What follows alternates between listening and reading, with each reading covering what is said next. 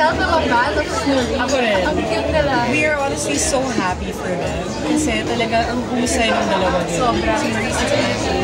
And it really just clicked with them. The humor, the timing. Their humor is alive. Their timing. Sobrang galing. Galing nilang dalawa. And we're really rooting for them. And we hope that there will be projects coming up.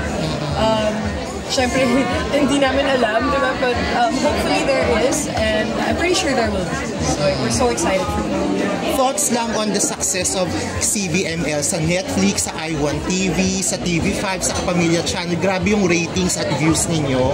Your thoughts lang, and of course, message for the fans. Oh my God. I'm actually to this point, I'm so speechless kasi grabe yung pagmamahal na binigay nila sa amin.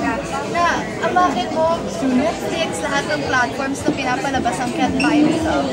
Talagang naramdam mo yung pagmamahal nila. And thank you for loving our characters. Thank you for loving the story.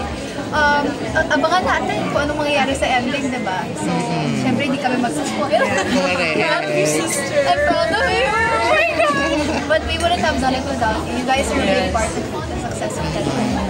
Yan talaga, gratitude talaga. Super grateful kami lahat. So thank you so much for support.